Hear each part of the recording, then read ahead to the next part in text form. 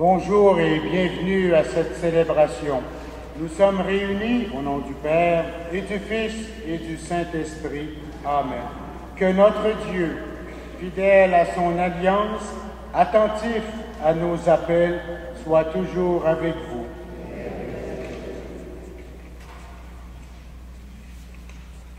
Seigneur notre Dieu, toi qui aimes pardonner à ceux et celles qui s'humilient et veulent réparer leur tort, prête l'oreille à nos prières.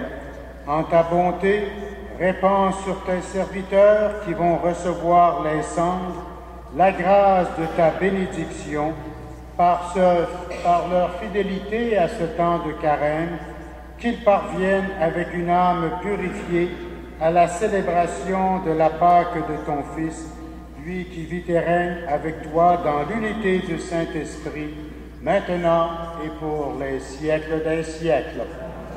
Alors, ceux et celles qui veulent recevoir les cendres, vous pouvez vous approcher.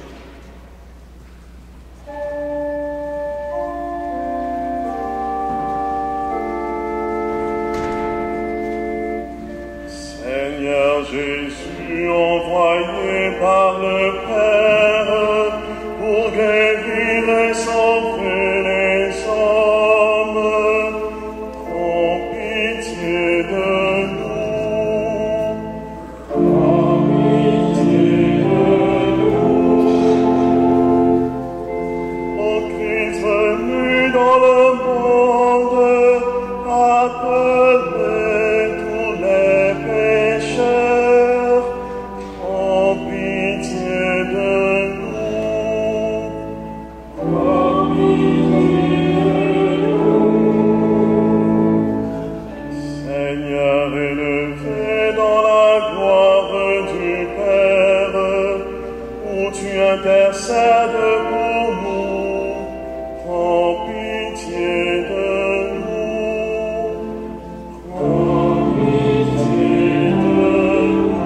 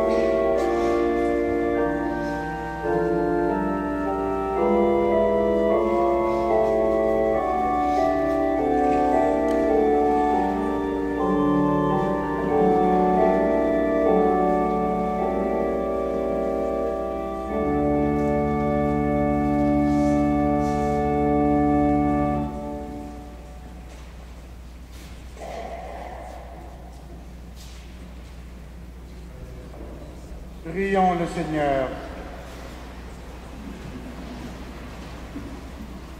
Accorde-nous, Dieu Tout-Puissant, tout au long de ce carême, de progresser dans la connaissance de Jésus-Christ et de nous ouvrir à sa lumière par une vie de plus en plus fidèle, lui qui vit et règne avec toi dans l'unité du Saint-Esprit, maintenant et pour les siècles des siècles.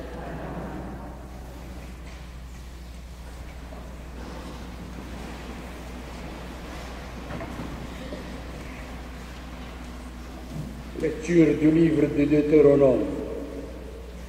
Moïse disait au peuple d'Israël, « Lorsque tu présenteras les prémices de tes récoltes, le prêtre recevra de tes mains la corbeille et la déposera devant l'autel du Seigneur ton Dieu. Tu prononceras ces paroles devant le Seigneur ton Dieu. Mon père était un araméen vagabond. Il descendit en Égypte.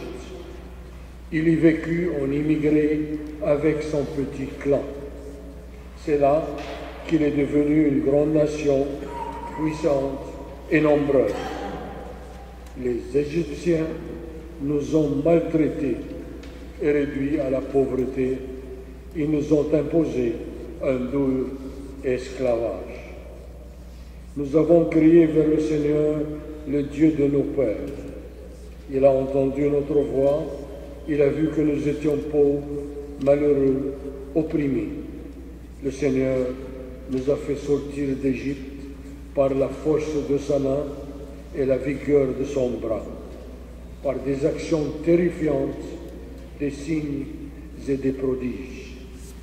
Il nous a conduits dans ce lieu et nous a donné ce pays, un pays ruisselant de lait et de miel. Et voici maintenant que j'apporte les prémices des produits du sol que tu m'as donné, Seigneur.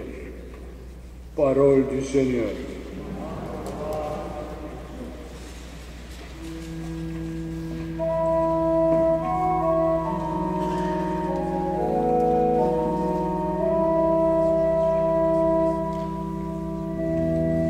Pitié pour moi, mon Dieu, dans ton amour.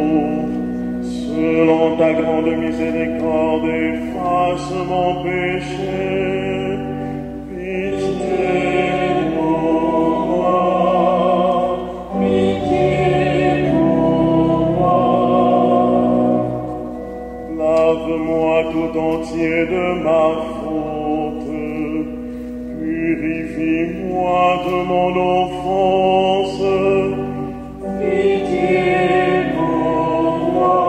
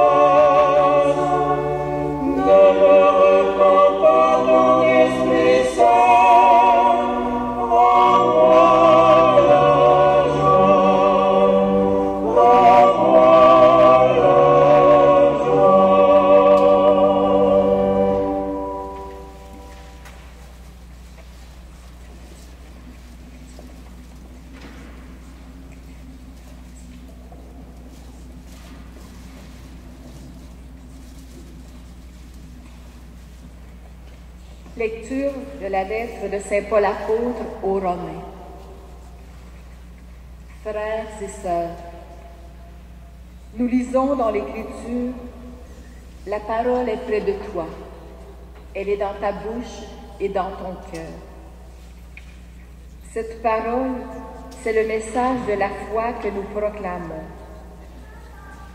Donc, si tu affirmes de ta bouche que Jésus est Seigneur, si tu crois dans ton cœur que Dieu l'a ressuscité d'entre les morts, alors tu seras sauvé. Celui qui croit du fond de son cœur devient juste. Celui qui, de sa bouche, affirme sa foi, parvient au salut. En effet, l'Écriture dit, « Lors du jugement, aucun de ceux qui croient en lui n'aura à le regretter. » Ainsi, entre les Juifs et les païens, il n'y a pas de différence. Tous ont le même Seigneur, généreux envers tous ceux qui l'invoquent. Il est écrit, en effet, « Tous ceux qui invoqueront le nom du Seigneur seront sauvés. » Parole du Seigneur.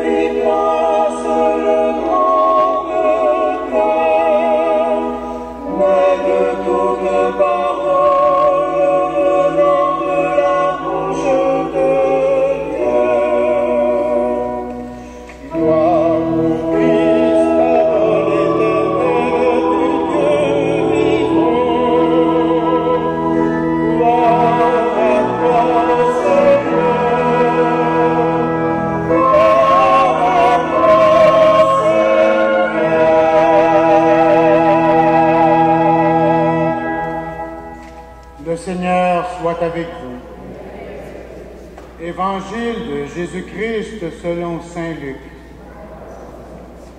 Après son baptême, Jésus, rempli de l'Esprit Saint, quitta les bords du Jourdain. Il fut conduit par l'Esprit à travers le désert, où, pendant 40 jours, il fut mis à l'épreuve par le démon. Il ne mangea rien durant ces jours-là. Et quand ce temps fut écoulé, il eut faim. Le démon lui dit alors, « Si tu es le Fils de Dieu, ordonne à ces pierres de devenir du pain. » Jésus répondit, « Il est écrit, ce n'est pas seulement de pain que l'homme doit vivre. » Le démon l'amena alors plus haut et lui fit voir d'un seul regard tous les royaumes de la terre. Il lui dit, « Je te donnerai tout ce pouvoir et la gloire de ces royaumes, car cela m'appartient. Je le donne à qui je veux. Toi donc, si tu te prosternes devant moi, tu auras tout cela. » Jésus lui répondit, « Il est écrit, tu te prosterneras devant le Seigneur ton Dieu, et c'est lui seul que tu adoreras. » Puis le démon le conduit à Jérusalem. Il le plaça au sommet du temple et lui dit, « Si tu es le Fils de Dieu, jette-toi en bas, car il est écrit, il donnera pour toi à ses anges l'ordre de te garder. Et encore, ils te porteront sur leurs mains, de peur que ton pied ne heurte une pierre. » Jésus répondit, « Il est dit, tu ne mettras pas à l'épreuve le Seigneur ton Dieu. » Ainsi, ayant ainsi épuisé toutes les formes de tentation, le démon s'éloigna de Jésus jusqu'au moment fixé. Acclamons la parole de Dieu.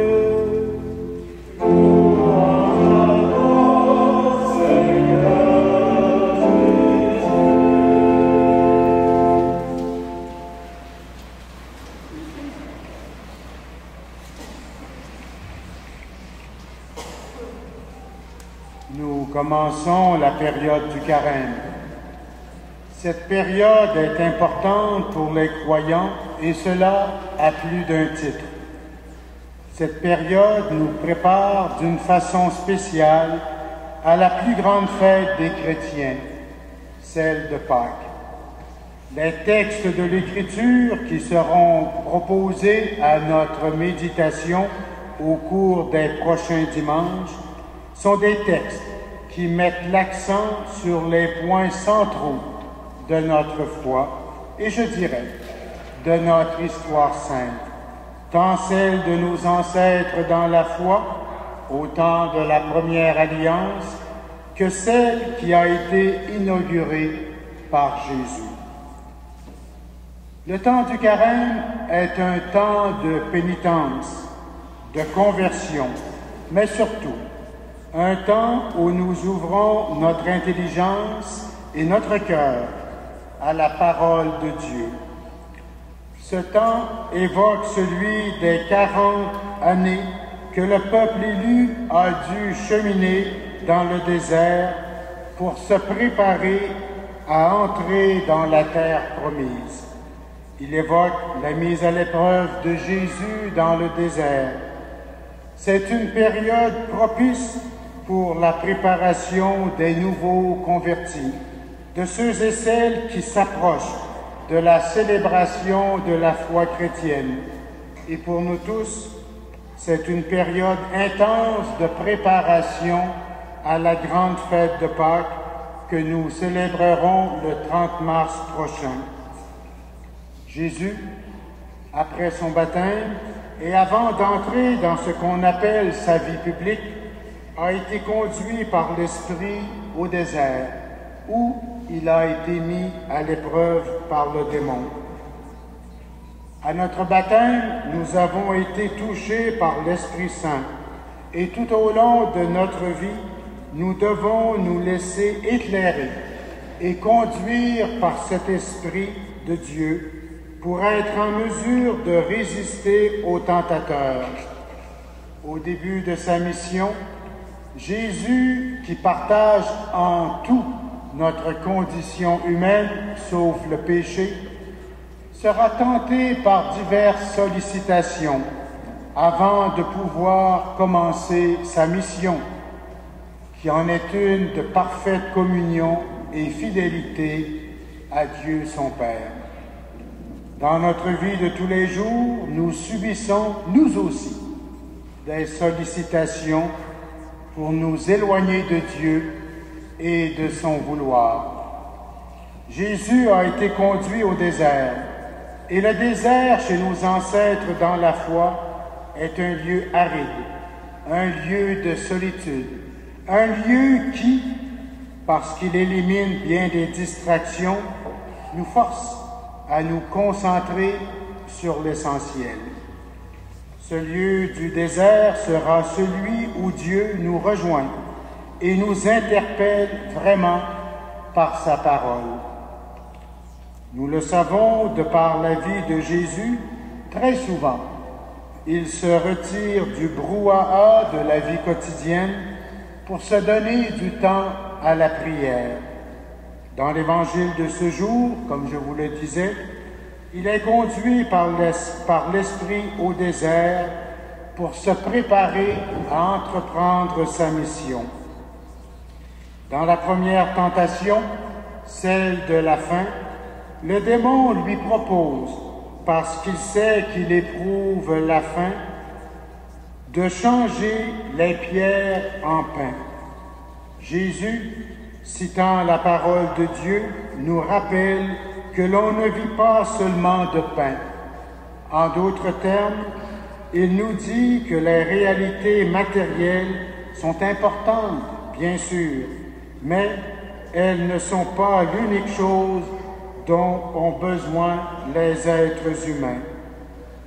Nous avons besoin, au cœur de notre vie, de cette nourriture qu'est la parole de Dieu, qui nous ouvre un espace de sens et d'espérance pour vivre notre vie.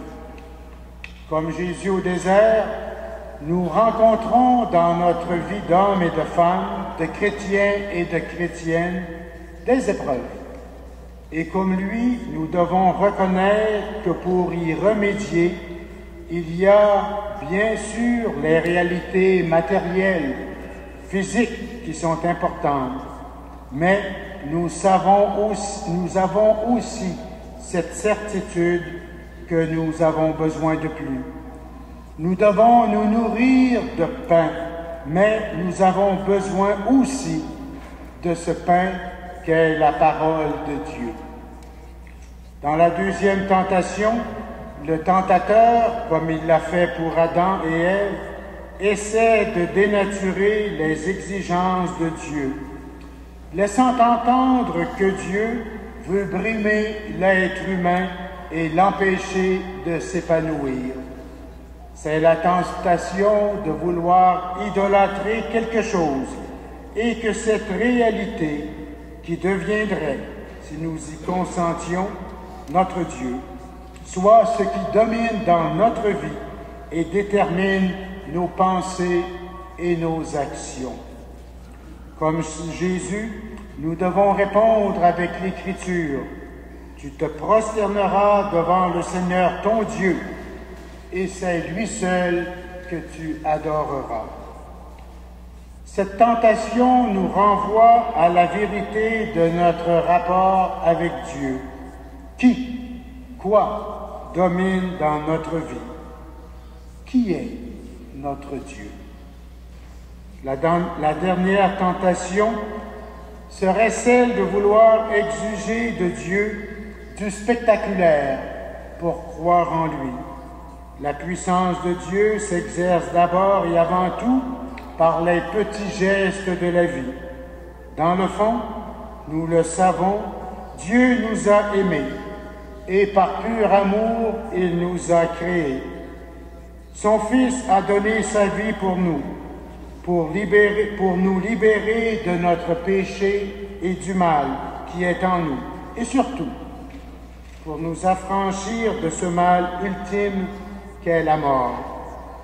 Comme nous l'a rappelé l'apôtre Paul, si tu affirmes de ta bouche que Jésus est Seigneur, si tu crois dans ton cœur que Dieu l'a ressuscité d'entre les morts, alors tu seras sauvé. Ce temps de carême que nous commençons a été vu dans l'Église, et cela depuis des siècles, comme un temps bien sûr de pénitence. Mais je dirais, ce n'est pas la pénitence pour la pénitence, mais plutôt un temps où notre cœur est plus ouvert pour pouvoir entrer en contact avec Dieu et avec notre prochain. C'est comme une période d'entraînement spirituel et aussi de conversion. Il est bon, en couple, en famille, de savoir se créer un certain désert pour aller à l'essentiel, fréquenter plus assidûment la parole de Dieu, connaître Dieu, l'aimer et aimer notre prochain, notamment pour pouvoir partager avec les plus démunis que nous.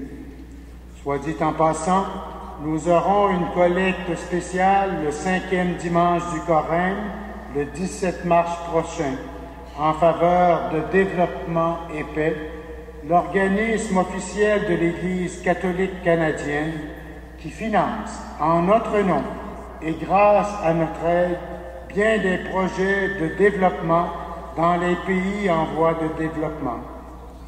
Participer à cette collecte pourrait être une bonne manière de vivre un carême de partage. À chacun et chacune d'entre vous, je souhaite que ce carême soit pour vous une belle période de ressourcement spirituel et vous permette d'ouvrir encore plus largement votre cœur à Dieu et à votre prochain, vous préparant ainsi à célébrer avec ferveur la grande fête de Pâques. Amen.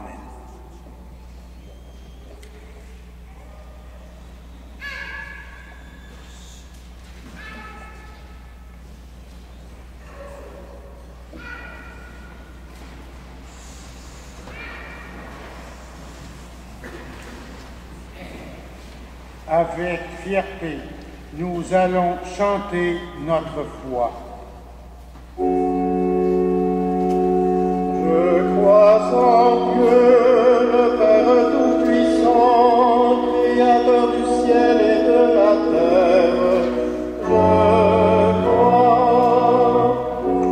Je crois en Jésus-Christ, son Fils unique, notre Seigneur, qui a été conçu du Saint-Esprit, est né de la Vierge Marie.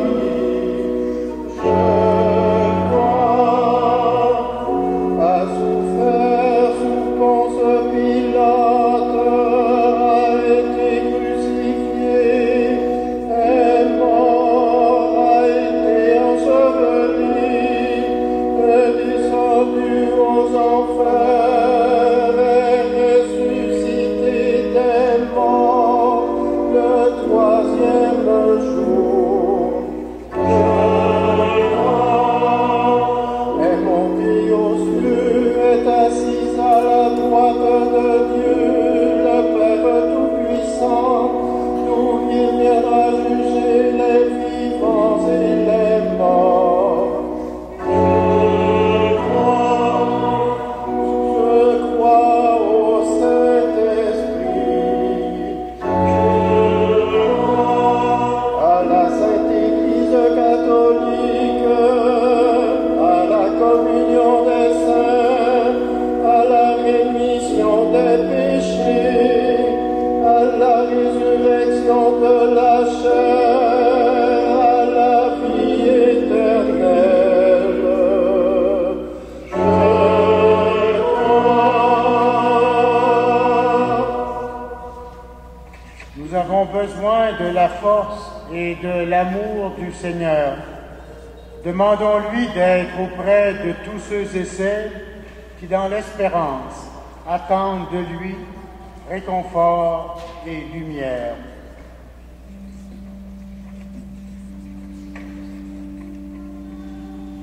Tout au long du carême, Seigneur, aide-nous à redécouvrir ta parole, qu'elle soit pour nous source de vie. Nous t'en prions.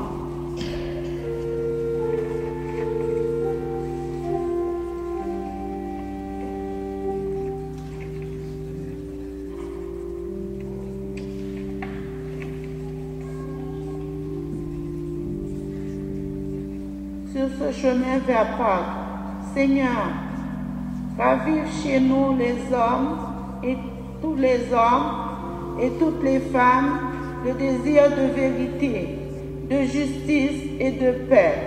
Nous t'en prions.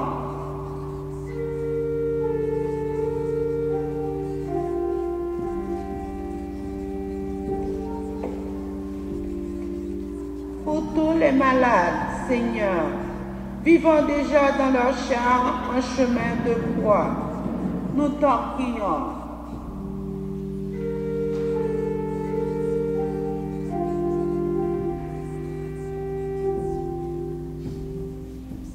Pour notre communauté, Seigneur, soutiens-la dans son désir de suivre ton Fils sur le chemin qui mène à la lumière de Pâques. Nous t'en prions.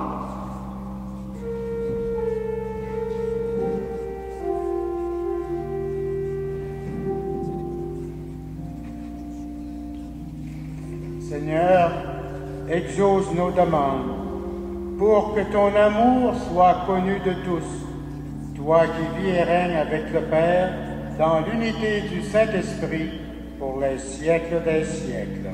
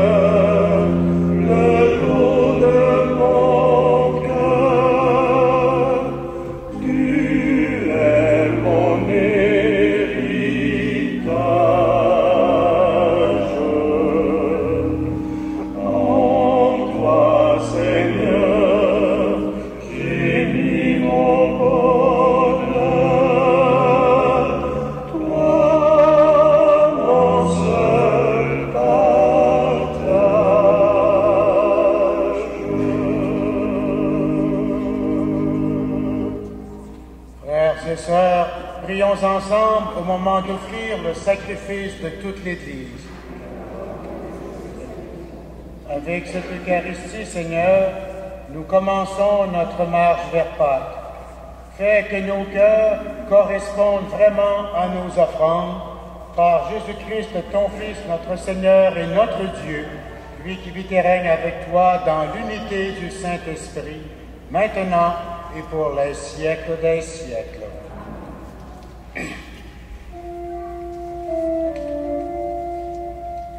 Le Seigneur soit avec vous.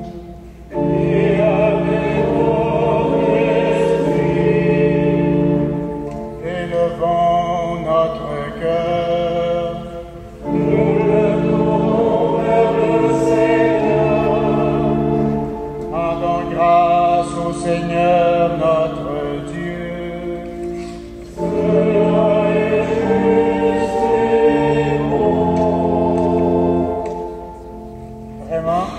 Il est juste et bon de te rendre gloire, de t'offrir notre action de grâce, toujours et en tout lieu, à toi, Père très saint, Dieu éternel et tout-puissant, par le Christ notre Seigneur.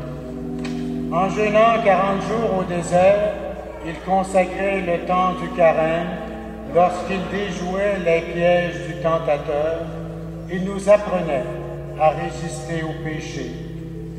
Pour célébrer d'un cœur pur le mystère pascal et parvenir enfin à la Pâque éternelle. C'est pourquoi, avec tous les anges et tous les saints, nous chantons l'hymne de ta gloire et nous proclamons.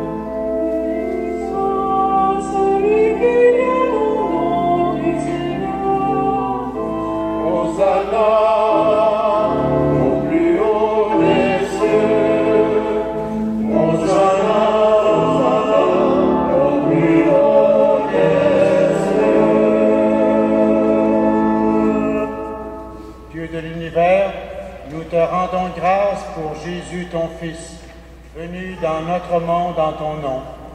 Il est la parole qui sauve les hommes. Il est la main que tu tends aux pécheurs. Il est le chemin par où nous arrive la véritable paix. Alors que nous étions loin de toi, Dieu notre Père, c'est par lui que tu nous as fait revenir. C'est lui, ton propre Fils, qui a été livré au pouvoir des hommes, afin que nous soyons par sa mort en paix avec toi et entre nous. Aussi pouvons-nous maintenant célébrer en reconnaissance le mystère de cette réconciliation qu'il nous a lui-même obtenue. Envoie ton esprit sur la coupe, envoie ton esprit sur le pain, envoie ton esprit sur la coupe, envoie ton esprit sur le pain. Nous t'en prions, Père, sanctifie ces offrandes par la puissance de ton esprit, alors que nous accomplissons ce que Jésus nous a dit de faire. Au cours du repas qu'il partageait avec ses disciples, avant de s'offrir à toi pour notre libération, il prit le pain. En te rendant grâce, il le rompit de ses propres mains et le donna à ses disciples en leur disant: Prenez et mangez-en tous, ceci est mon corps livré pour vous.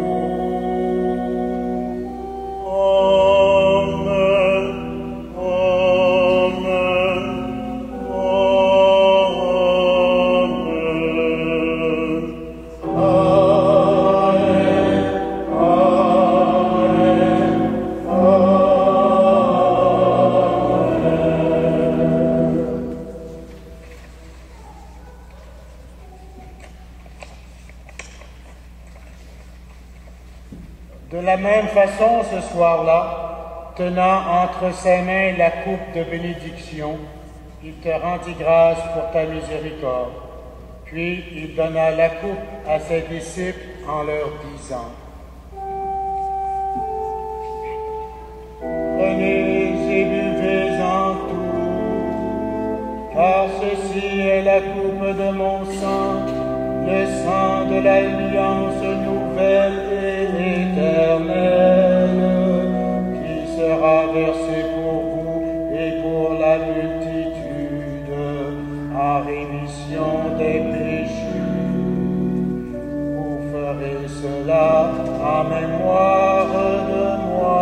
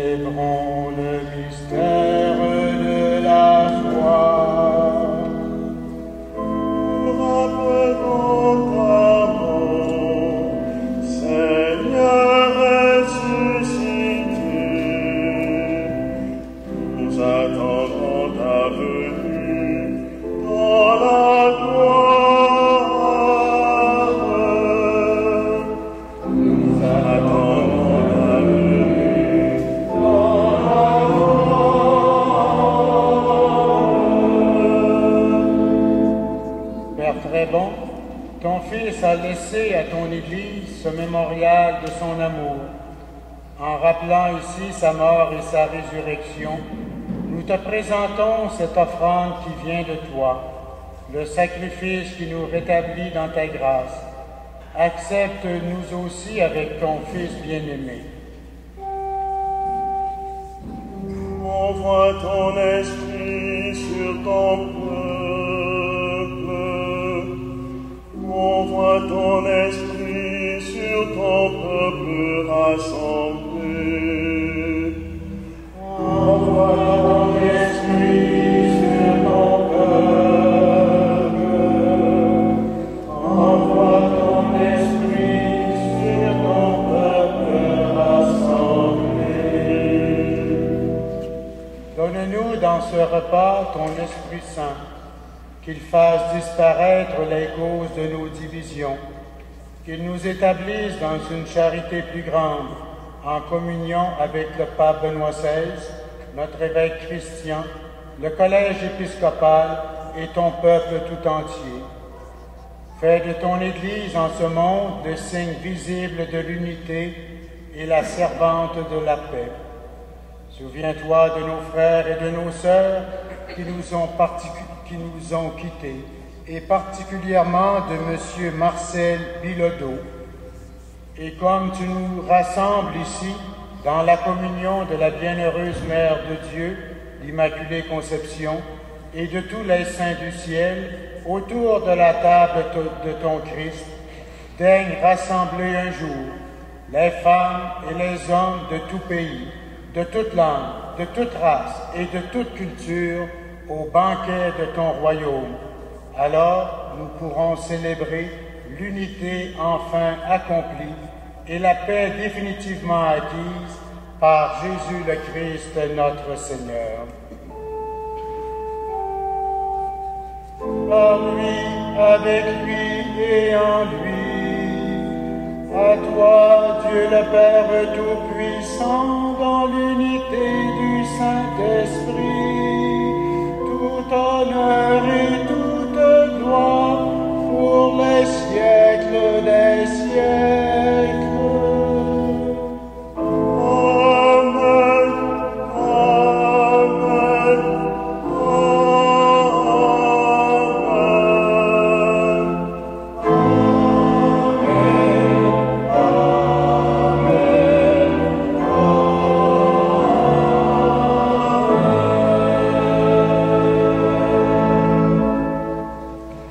Avec confiance, nous reprenons la prière que Jésus lui-même nous a donnée.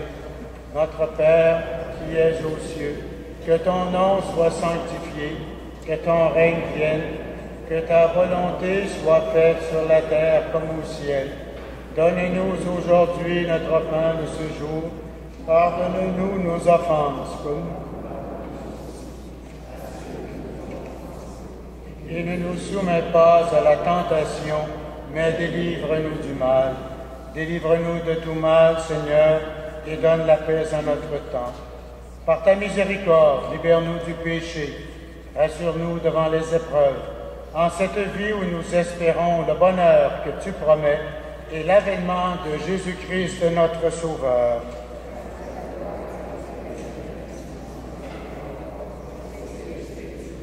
Seigneur Jésus-Christ, tu as dit à tes apôtres, je vous laisse la paix, je vous donne ma paix.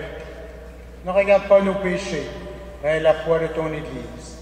Pour que ta volonté s'accomplisse, donne-lui toujours cette paix et conduis-la vers l'unité parfaite, toi qui vis et règnes pour les siècles des siècles. Que la paix du Seigneur soit toujours avec vous.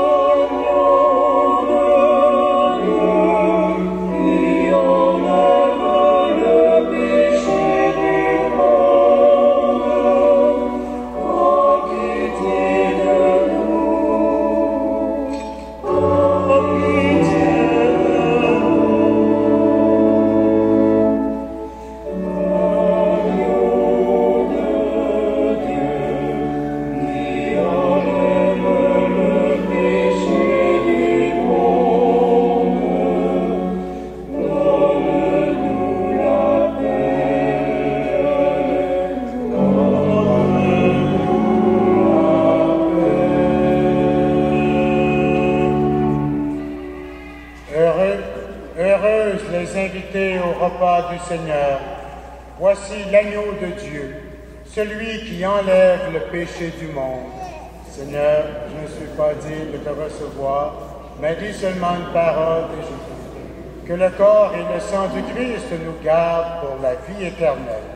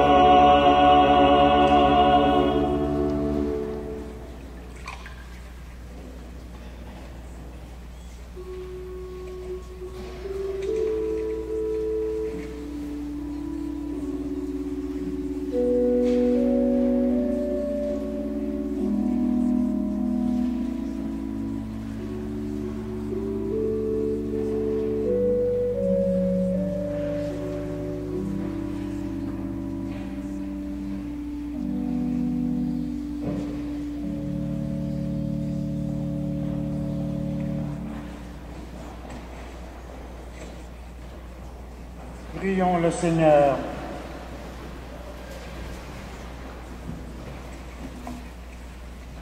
Convertis-nous, Seigneur, convertis inlassablement ton peuple. Si tu veilles sur nous quand nous t'oublions, en quel amour nous tiendras-tu quand nous reviendrons à toi? Par Jésus-Christ, ton Fils, notre Seigneur et notre Dieu, lui qui vit et règne avec toi dans l'unité du Saint-Esprit, maintenant et pour les siècles des siècles. Le Seigneur soit avec vous. Que Dieu Tout-Puissant vous bénisse, lui qui est Père, Fils et Esprit Saint. Bon dimanche, bonne semaine et allez dans la paix du Christ.